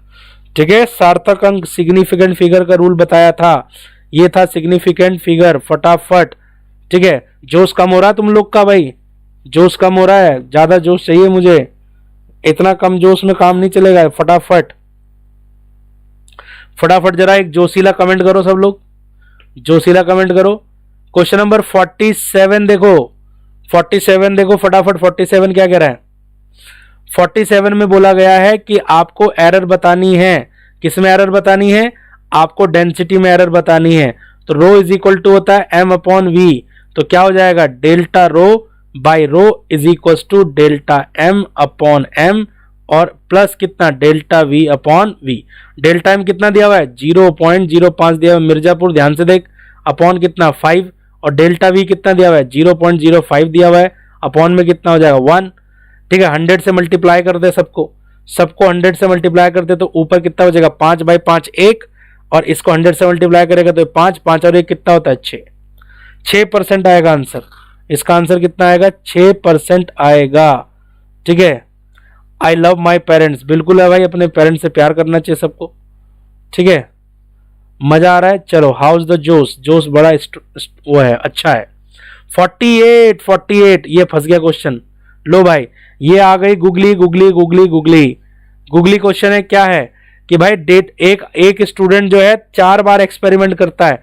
एक बार आंसर 90 सेकंड आता है, एक बार 91, एक बार 95, एक बार आता है 92। तो कह रहा है कि उसकी एवरेज वैल्यू बताओ, मतलब एरर में आपको लिखना है। तो पहले एवरेज निकालो, किसका? 90 प्लस 91 प्लस 95 प्लस 92 अपॉन 4 करो, कितना आ रहा है? इसको जोड़ के एवरेज, मैंने पहले इसको जोड़ के भाग कर लिया था, तो ये आएगा 92 के बराबर। कितना आएगा? 92। तो ये आ गई एवरेज। अब निकालेंगे एब्सोल्यूट एरर। तो पहले डेटा में कितनी एरर है? 2 की एरर है। 92 माइनस 90, 2 की एरर, प्लस दूसरे डेटा में कितनी एरर है? 1 की एरर है, प्लस क्या कर रहा हूं मैं? अरे भाई, मैं 92 में से पहले मैंने 90 को माइनस किया, 2 आ गया। फिर मैंने 92 में से 91 को माइनस किया, 1 आ गया। फिर मैं 92 में से 95 को माइनस करूंगा तो 3 आएगा, क्योंकि ये एब्सोल्यूट एरर है तो इसलिए हम सीधा 3 लिख देंगे यहां पर। प्लस 92 में से 92 को माइनस करेगा तो 0 आएगा। इसका एवरेज ले ले, बटे कर 4, 3 और 1 4 और 2 6, 6/4 यानी कि 3/2 मतलब 1.5। ठीक, अब देखो, अब ध्यान से सुनो, आंसर आना चाहिए था 92 प्लस माइनस 1.5, लेकिन सवाल में बच्चे क्या बोला? घड़ी का न्यूनतम अल्पांश 1 सेकंड है, यानी कि जो मिनिमम वो मेजर कर सकता है वो 1 सेकंड मेजर कर सकता है। तो त्रुटि या तो 1 सेकंड होगी, या होगी 2, या होगी 3, या होगी 4, या होगी 5। तो 1.5 के नजदीक कौन है? 1.5 से अगला नंबर किसका पड़ेगा? 2 का नंबर पड़ेगा, इसलिए आंसर आएगा 92 प्लस माइनस कितना? 2। डी आएगा इसका ऑप्शन। ये बहुत ही गुगली क्वेश्चन था, बहुत ही गुगली हो गया। इसको ध्यान में रखना, जो मैंने सॉल्यूशन बताया है आपको। भाई अगर तुम्हारी घड़ी ना 1.5 सेकंड मेजर कर पाती तो 1.25 पे ही छोड़ देते, क्योंकि आपकी जो घड़ी है वो 1 सेकंड कम से कम मेजर करती है, तो इसलिए 1.2 का क्लोजेस्ट देखा जाएगा कि नजदीक वाला कौन है। तो नजदीक वाला कौन था? 1.5 से अगला 2 सेकंड, इसलिए ऑप्शन गया आपका 92 प्लस माइनस कितना? आपका 2 सेकंड। क्लियर हो रहा है? चलो आगे बढ़ो। चलो अब मैं अपनी लोकेशन बदल देता हूं। मैं थोड़ा सा अब कोने पे आ जाता हूं, मैं इधर बैठूंगा। अब मैं पसंद करूंगा कि मैं इधर इस वाले कोने पे रहूं। चलो मैं अपनी पोजीशन को बदल देता हूं। चलो भाई, अब आगे चलो, आगे बढ़ो फटाफट। देखिए अगला सवाल क्या है, अगले सवाल पे बढ़ते हैं। क्वेश्चन नंबर 49 होमवर्क है, खुद करेंगे। 49 खुद करना है, ठीक है। बी हो सकता है, नहीं बेटे बी नहीं होगा उसका आंसर। 3 सेकंड पे नहीं जाना है, 1.5 से जस्ट अगला देखो ना, 1.5 से जस्ट अगला तो 2 ही बैठेगा। क्वेश्चन नंबर 49 तुम्हें खुद करना है। क्वेश्चन नंबर 50 पे आओ। क्वेश्चन नंबर 50 क्या कह रहा है? Dimension of strain are. Strain विकृति क्या होती है? विकृति तो डायमेंशन लेस होती है, मैंने तो सुना था ऐसा। विकृति क्या होती है? डायमेंशन लेस, कोई विमा नहीं। M0 L0 T0, M0 L0 T0, M0 L0 T0, ठीक है, याद कर लेंगे, ठीक है। 92 में से माइनस क्यों किया बच्चे? एब्सोल्यूट एरर क्या होता है? एब्सोल्यूट एरर होता है actual value minus observed value, इसलिए माइनस किया था। याद करो, जब क्लास में पढ़ाया था सबसे शुरू वाले में, उस समय तो आप देहरादून आए थे, ये तो तभी पढ़ा दिया था हमने। चलो question number 51, surface tension of a liquid. किसी लिक्विड का सरफेस टेंशन कितना है? 70 डाइन पर सेंटीमीटर है। 70 डाइन पर सेंटीमीटर। इसको कन्वर्ट करने को बोला एमकेएस में। एक डाइन में कितने न्यूटन होते हैं? 10⁻⁻⁴। और 1 सेंटीमीटर में कितने मीटर होते हैं? 1 सेंटीमीटर में 10⁻⁻2 मीटर होता है। ऊपर ले जाओ उसको, तो कितना हो गया? 70 गुणा 10⁻⁻3। मोगली जीरो हटा दे तो कितना हो गया? 7 गुणा 10⁻2। ये रहा, ले बी ऑप्शन पकड़ बी ऑप्शन होगा सही। कैसे सर समझ नहीं आया? कोई बात नहीं, मैं बता दूंगा आपको। अगर वो वाला क्वेश्चन समझ नहीं आया तो मैं क्लास में बता दूंगा, 2 मिनट का काम है, ठीक है। अभी फिलहाल जो जो समझ में आता जा रहा है उसको याद करते चलो। क्वेश्चन नंबर, अरे ये तो क्या है, तो गलत छप गया इधर सब कुछ, ठीक है। हिंदी हो गई, इससे गायब। कोई बात नहीं, इंग्लिश पढ़ लो। The SI unit of universal gas constant is, ठीक है। यूनिवर्सल गैस कांस्टेंट की यूनिट क्या होती है भाई? CP minus CV is equal to होता है आर। तो जो यूनिट सीपी की है वही यूनिट क्या होगी? सीवी की होगी। सीपी क्या होता है? सीपी होता है Q upon N delta T. इसे बोलते हैं मोलर स्पेसिफिक हीट। तो मोलर स्पेसिफिक हीट यानी कि ये हो गया जूल, और नीचे कौन कौन है? नीचे एक तो मोल है और एक क्या है आपका? टेम्परेचर है, केल्विन। तो आंसर आएगा जूल पर मोल पर केल्विन। जूल पर मोल पर केल्विन, ले जूल पर मोल पर केल्विन, ले भाई C option correct. Question number 52 क्या है? इसकी भी हिंदी कहां चली गई? गायब हो गया, ठीक है। The unit of epsilon not, epsilon naught का यूनिट पूछ रहा है, तो आपको पता होना चाहिए एप्सिलॉन नॉट का यूनिट कैसे निकालोगे? Epsilon naught F is equal to 1/4 pi epsilon naught Q1 Q2 by R का स्क्वायर। तो 1/4 पाई एप्सिलॉन नॉट का यूनिट क्या होता है? इसका होता है न्यूटन मीटर स्क्वायर पर कूलम स्क्वायर। लेकिन आपसे पूछा है एप्सिलॉन नॉट, उल्टा कर दो, कूलम का स्क्वायर पर न्यूटन मीटर का स्क्वायर। कूलम का स्क्वायर न्यूटन मीटर का स्क्वायर, सॉरी सी नहीं होगा, डी होगा। डी पे जाना है, डी पे। कूलम स्क्वायर, ठीक है, डी होगा इसका correct answer. Coulomb square newton metre square, ठीक है। तो डी पे जाना है। हकीकत है या अफवाह है, लेकिन मैंने सुना है कि वायुसेना की वर्दी पर लड़कियां मरती हैं। अरे भाई यहाँ पढ़ ले, ठीक है। वायुसेना में जाना है तो पढ़ ले, ठीक। वायुसेना में जाएगा, बहुत बढ़िया बात है। चलो ध्यान दे, आगे देख, इधर देखो। अगला क्वेश्चन क्या है? बोला है कि केल्विन पैमाने और फ़ारेनहाइट पैमाने पर एक ही वैल्यू आती है एक्स। तो एक्स का मान क्या होगा? ऐसे क्वेश्चन तो यार याद करने चाहिए तुम्हें। ये तो मैंने सुबह मॉर्निंग में भी बताया तुम्हें। इसका आंसर आएगा 574.25। तरीका बता देता हूं। तरीका है f-32 upon 180 is equal to kelvin T kelvin minus 273 upon कितना? 180। दोनों की वैल्यू x रख देना, x माइनस 32 बटे कितना? 180। और यहां रख देना x माइनस 273 बटे 100 आएगा, सॉरी यहाँ पे 100, इस वाले में 100 है, ठीक है। बटे गया 100। x की वैल्यू सॉल्व करेगा तो 574.25 तेरे को आंसर मिल जाएगा, ठीक है। चिंता की बात नहीं, आ जाओ क्वेश्चन नंबर 55 पे। हिंदी गायब हो गई, कोई बात नहीं, कल से हिंदी गायब नहीं होगी, किताब में लिखी है Hindi. What are the unit of K यानी कि 1/4 पाई एप्सिलॉन नॉट। अभी तो बताया यार, न्यूटन मीटर स्क्वायर पर कूलम स्क्वायर। ऐसे क्वेश्चन मत पूछा करो। न्यूटन मीटर स्क्वायर पर कूलम का स्क्वायर। बी पे जाएगा, बी होगा राइट ऑप्शन, बी होगा करेक्ट ऑप्शन। चलो भाई क्वेश्चन नंबर 56, ये दिमाग घुमाएगा तुम्हारा। देखो अब क्वेश्चन नंबर 56 दिमाग घुमाएगा, मैं बोल रहा हूं। 56 देखो क्या है, बोला कि लंबाई है 12 और चौड़ाई है 6, मोटाई है 2.45। कह रहा है कि सिग्निफिकेंट फिगर के हिसाब से उसको एडजस्ट करो। गुणा कर ले, सबकी गुणा कर। 12 गुणा 6 गुणा गया 2.45, कितना आ रहा है गुणा करके? मैंने पहले कर ली थी इसकी गुणा। इसकी गुणा आई 176 पॉइंट कितनी 4 सेंटीमीटर का स्क्वायर आई, ठीक है। मल्टीप्लाई कर लिया इसका।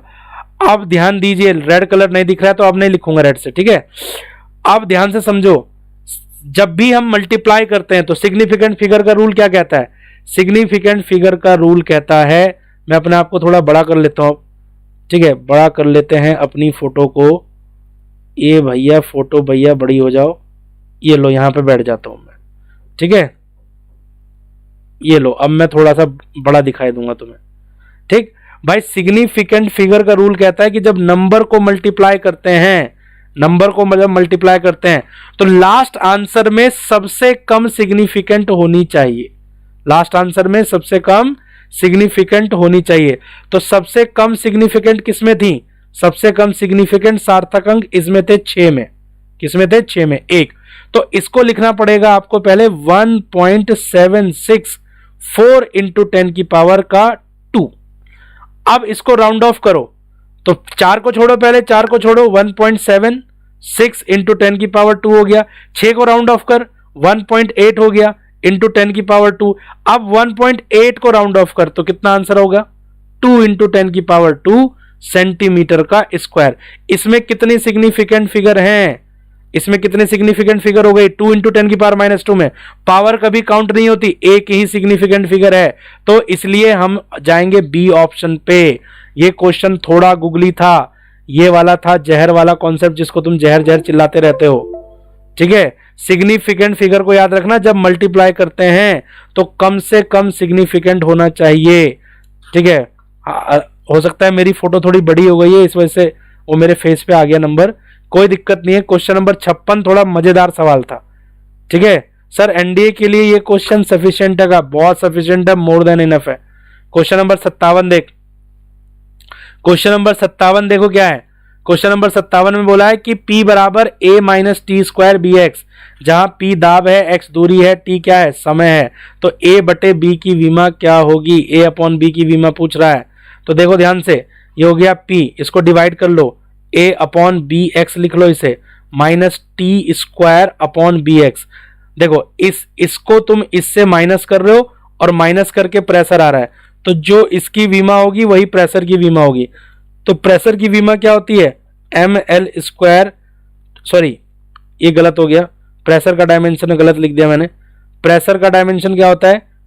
Force upon area, M L T minus 2 upon कितना? एरिया एल का स्क्वायर, बराबर ए अपॉन बी को यही छोड़ ले, नीचे तेरा एक्स चल रहा है तो क्या हो जाएगा? एल। एल ने एल को एक काटा, इस वाले एल ने इसको काटा, तो क्या बचा? ए अपॉन बी क्या बचा? ये बचा एम टी की पावर -2। क्या बचा? एम टी की पावर -2। ये ले भाई, ए ऑप्शन तेरा करेक्ट हो गया, ए ऑप्शन तेरा करेक्ट हो गया है। बता भाई बता, सही है क्या? सही है ना? बड़ा simple, principle of homogeneity. Sir I am Chandra Prakash. Hello Chandra Prakash ji, कैसे हैं आप? सर आपका हेडफोन कौन सा है? भाई एचपी का है। ठीक है, अभी अभी नया खरीदा था मैंने, एचपी का है। ठीक है, तो ये बात आपको याद करनी है। किस तरीके से याद करनी है? ये देखो साइड वाला देखना जो हमने प्रिंसिपल ऑफ होमोजेनिटी लगाया, लगाओ, चलो जल्दी से आ जाओ। क्वेश्चन नंबर 58 क्या कहता है? क्वेश्चन नंबर 58 क्या कह रहा है? जल्दी देखो। क्वेश्चन नंबर 58 कहता है कि 1/μ0 एप्सिलॉन नॉट किसके बराबर होगा? 1/μ0 एप्सिलॉन नॉट। भाई याद करो, C बराबर क्या होता है? 1/√μ0 एप्सिलॉन नॉट। कैलाश जी देख रहे हैं, कैलाश जी ने पूछा था एक दिन ये क्वेश्चन भाई। ठीक है, स्क्वायर कर ले इसका, C square is equal to 1/μ0 epsilon naught किसके बराबर है? C का स्क्वायर। C क्या होता है? अरे C तो मीटर पर सेकंड होता है, LT -1, उसका स्क्वायर कर दो, कितना हो गया? L का स्क्वायर T की पावर -2, L का स्क्वायर T की पावर -2। ले पकड़, D option, D option, D होगा ऑप्शन। ठीक है सर, 48 में +1 और +2 हो तो क्या होना चाहिए था? 48, चलो वो बता देंगे बाद में, पूछ लेना मुझसे, कल जब मिलोगे तो मुझसे पूछ लेना क्या तुम्हारा डाउट है। Question number 59। ठीक है, ये हो गया अगला चैप्टर शुरू। क्वेश्चन नंबर 58 ही थे यहाँ पर, ये अगला हम करेंगे कल से स्टार्ट, नेक्स्ट हम लोग करेंगे कल से स्टार्ट। तो भाई ये था आपका क्वेश्चन नंबर 58 तक हमने उड़ा दिया इसको। ठीक है, जल्दी से एक बार थोड़ा सा बच्चों से पूछ लेते हैं कि समझ में आया या नहीं। क्लियर हो रहा है? क्लियर हुई बात या नहीं? बात क्लियर हुई या नहीं हुई? चलो भाई, लो भाई, अब मैं थोड़ा सा और ज्यादा बड़ा आ जाता हूं। अब तो ठीक दिख रहा हूं मैं? अब ठीक नहीं दिख रहा? चलो, तो ये हो गया सर 12th का फिजिक्स पेपर 20 तारीख को है, क्या करें, टेंशन हो रहा है। अरे भाई टेंशन क्यों ले रहा है? टेंशन मत लो, फिजिक्स का पेपर भी हो जाएगा। ठीक है, चैप्टर 1 हो गया क्लियर। जो भी समझ नहीं आया भाई, देखो समझ नहीं आया तो कल मुझसे मिल लेना एक बार। ठीक है, और मैं तुमसे पहले सारे फॉर्मूले पूछूंगा, और तब बताऊंगा कि भाई समझ में क्यों नहीं आया। भाई रिवीजन की बहुत ज़्यादा ज़रूरत है। जो लेक्चर नोट्स बनवा रखे हैं ना, ठीक है, वो लेक्चर नोट्स पढ़ने हैं आपको। बुक का सॉल्यूशन का मतलब ये नहीं है कि भाई आप सिर्फ वीडियो वीडियो देख के काम चल जाएगा आपको। जब मैं जिस दिन मैंने बोला कि इस दिन ये चैप्टर शुरू होगा, तो कम से कम आधा घंटा, कम से कम आधे घंटा क्या करना है, वो आपको रिवीजन करना है आधे घंटे उसका, तभी तो चैप्टर में मजा आएगा। ठीक है सर, हर ऑप्शन को क्लियर नहीं किए। भाई देखो ये यूनिट एंड डायमेंशन है बेटे, ठीक है, कुछ चीजें आप अपने आप भी तो करो, और जो चीज आप कंफ्यूज हो रहे हो वो मुझसे पूछो। ठीक है, ये पब्लिक क्लास तो है नहीं, ऐसा तो है नहीं कि मैं यूट्यूब पे ही मिलूंगा तुम्हें, सामने कभी दिखाई नहीं दूंगा। भाई कभी ना कभी तो सामने तो रहता ही हूँ दिन भर तुम्हारे। कोई तुम्हारा डाउट होगा, खुद से पहले एक बार सोचो, अगर कोई डाउट रहे है तुम्हारा तो पहले खुद से सॉल्व करो। जो मैंने बताया नहीं होता है तो फिर भी मेरे से कंसल्ट आप कर सकते हो। ठीक है, लेकिन ज्यादा कंसल्ट करने के चक्कर में मत पड़ना, पहले अपना दिमाग इस्तेमाल करना। ठीक है, चलो आज का लेक्चर यहीं खत्म करते हैं हम लोग। बाय बाय, कल मिलते हैं फिर नए टॉपिक के साथ। देखते हैं कल क्या कुछ खास होने वाला है। ठीक है, कल मुलाकात होगी आपसे। अब चलें भाई अब। ठीक है, क्या धड़ाधड़ कमेंट आ रही है। अलविदा दोस्तों, अलविदा। ठीक है, मौज आ गई। चलो ठीक है, बाय, जय हिंद, गुड नाइट।